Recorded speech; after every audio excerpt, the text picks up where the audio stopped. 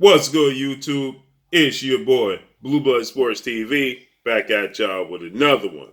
So, colorful analyst, ESPN's boxing pundit, Max Kellerman, he weighs in when asked about how do he see a fight getting done between the two undefeated welterweight world champions in the form of undefeated three-division world champion, former junior welterweight undisputed world champion, and currently the WBO welterweight world champion, who is widely considered the number one pound-for-pound fighter in the world, at least by Max Kellerman, and undefeated unified WBC IBF welterweight world champion superstar boxer Errol Spence Jr., in which Max Kellerman weighed in. How does he see himself how does he see a fight getting done between these two in 2021, which is considered to be the biggest fight in the sport of boxing, Errol Spence versus Terence Crawford? With that said, Max Kellerman responded by saying, quote, Bob Arum needs to get a boatload of money, put up a boatload of money for this to come to fruition. And number two, Terence Crawford needs to drop the ridiculous idea of him being the A side for a 50-50 split and accept the 60-40 split in favor of Terence Crawford, or maybe even a 55-45 split in favor of Errol Spence. He stated, but Terence Crawford has done two pay-per-views. Terence Crawford did a pay-per-view against Victor Postol, and he did a pay-per-view against Amir Khan. They both flopped. So Max Kellerman said they weren't, successful. So he stated that Errol Spence has solidified himself, as a pay-per-view fighter. Now, today's time, pay-per-views are not inflated like Floyd Mayweather's 4.5 million pay-per-views or 3 million pay-per-views. You're not going to see those types of numbers, especially if you're not a heavyweight today's time. But Errol Spence has done 3 successful back-to-back pay-per-views. First one was against 4-division undefeated world champion superstar Mexican boxer Mikey Garcia. Second one was against 2-time welterweight world champion superstar boxer Showtime Sean Porter. Third one was against 2-division world champion, former junior welterweight unified world champion, and former WBC welterweight champion Danny Swift Garcia. That was his last fight. So 3 fights. First fight against Mikey Garcia, he did 350,000 pay-per-views. Second fight against Sean Porter, 325,000. Third fight against Danny Garcia during the pandemic, off of a 14-month layoff, it did reportedly 310,000 pay-per-views. Terence Crawford, in his 2 combined pay-per-views, he did his first one with Amir Khan, reportedly did 150,000 pay-per-views, and against Victor Postol, it did a reported 60,000 total pay-per-views. So that's 210,000 combined pay-per-views. So with that said, obviously Errol Spence has solidified himself as the biggest star in the sport of boxing currently. And so Max Kellerman is saying, for the fight to get done, Bob Arum is going to have to get up off his high horse. He's going to have to come up with a lot of money and fit the bill and fund the bill for these 2 purses and these big fights. Bob Arum stated that this is not a pay-per-view event. He's not looking to put on any pay-per-view event currently during the current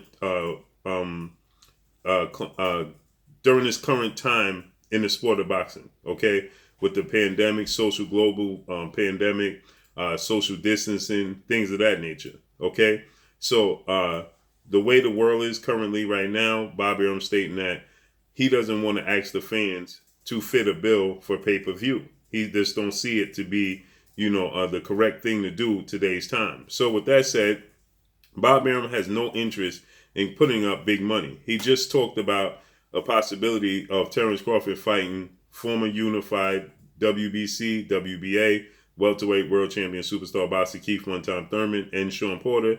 And he said he would offer them a flat fee of $1 million to get the fight done, but not a penny more. He may offer them some incentives on the back end, but as far as the upfront guaranteed purse, he's only going to guarantee them $1 million.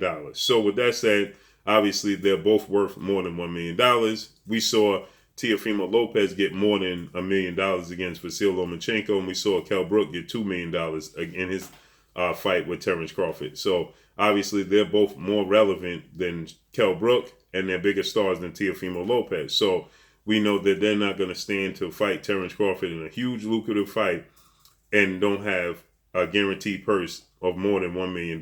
So getting back to Max Kellerman's statement about Terence Crawford,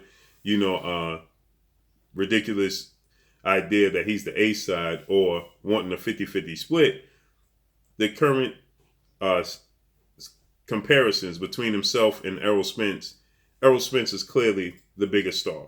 Okay, he's doing the bigger numbers. Now, again, people saying, well, those are not huge numbers. Well, we're not comparing them to Floyd Mayweather or Manny Pacquiao. Okay, we're comparing them to Terence Crawford and their fight and their situation. And he's the biggest star compared to Terence Crawford. He's doing bigger numbers. He's selling out bigger venues. He sells out AT&T Stadium in Arlington, Texas, Dallas Cowboys Stadium. During the pandemic, they had a max 16,000 seats, 16,000 fans to be able to attend live with social distancing, and he sold all 16,000. Well, that's more than Terence Crawford has sold, and that is almost identical to what you would do at the MGM Grand in Las Vegas. The MGM Grand in Las Vegas holds 17,000. Errol Spence, during the pandemic, sold 16,000 seats. So he could sell out an arena. He could sell out venues. And we know he is, at least, if you want to say he's not a million pay-per-view sell fighter, well, he's at least respectable.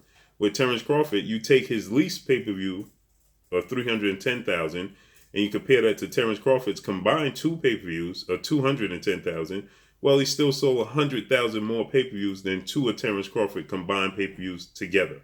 So that speaks volumes, okay? So a 60-40 split is suffice, okay? So this is, respectable coming from Errol Spence because he is the biggest star. And Errol Spence is fighting the better fighters, okay? He's fighting a better level of competition. Mikey Garcia, Hall of Famer.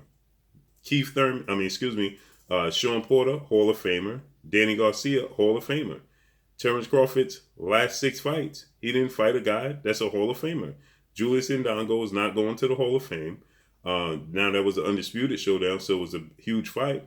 He's not going to the Hall of Fame. Jeff Horn is not going to the Hall of Fame. Jose Benavidez is not going in the Hall of Fame. Igis Kavalauskas is not going to the Hall of Fame. It's a chance Amir Khan, he's borderline Hall of Fame-ish. And Kell Brook may go into the Hall of Fame, right? But if you include Kell Brook, well, Errol Spence beat Kell Brook 3.5 years earlier in the UK with 60,000 fans in a hostile environment when Kell Brook was the champion. Terence Crawford fought him with no fans in attendance. He hadn't fought at 147 in 3.5 years since being stopped by Errol Spence. He hadn't been in a high-profile fight since being stopped by Errol Spence, and he's been pretty much irrelevant.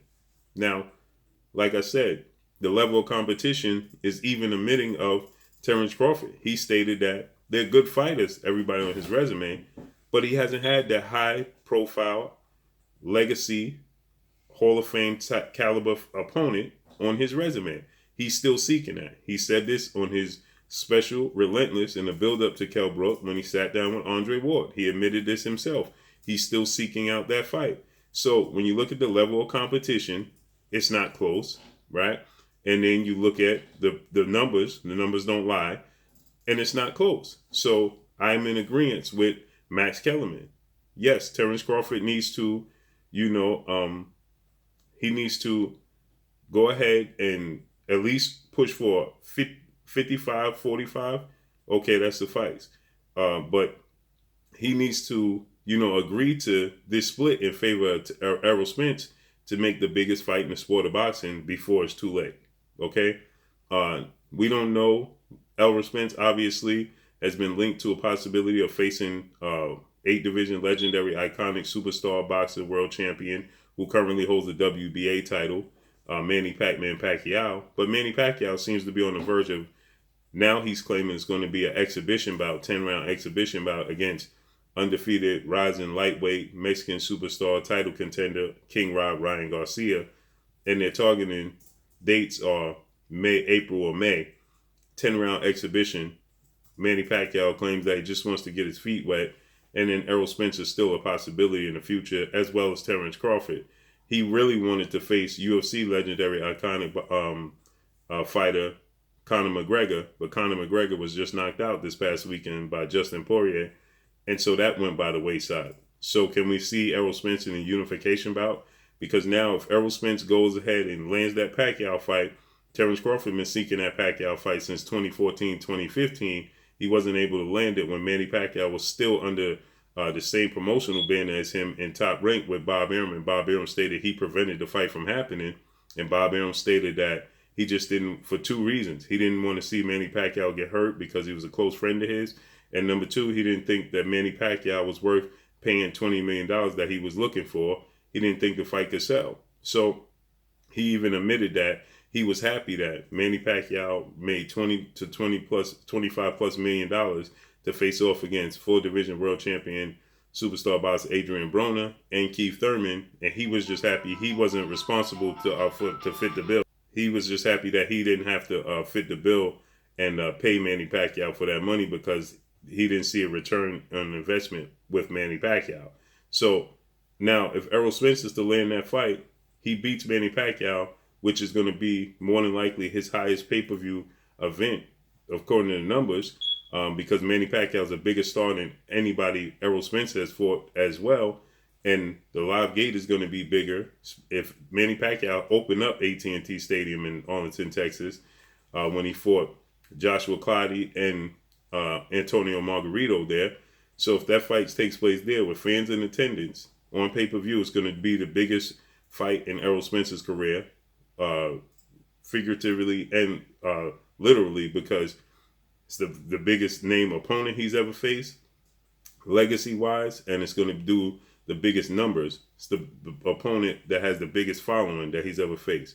So it's going to do the bigger numbers. And on top of it, it's a unification bout. And if Errol Spence is to win that fight, it's not even close when what he's going to ask for with looking to fight Terence Crawford in the future. Now, Errol Spence did state that he's not looking to leave 147 pounds to go north to 154 until he fights Terence Crawford.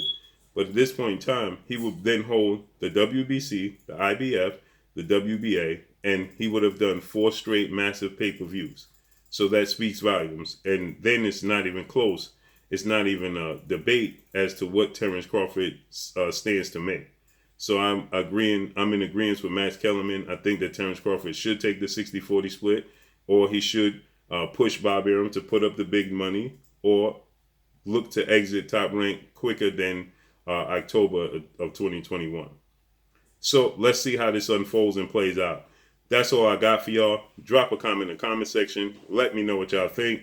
Y'all already know what it is. It's your boy Blue Blood Sports TV. Hate, like, comment, and subscribe. You haven't subscribed, hit the subscribe button, hit the like button, hit the bell icon to get all the new notifications. Follow me on Instagram at Blue Blood Sports TV, all one word. Y'all already know what it is. Shout out to the entire LDBC. Shout out to New Media. Shout out to Black Media Raw. Make sure you like and share these videos. That's all I got for y'all. Peace.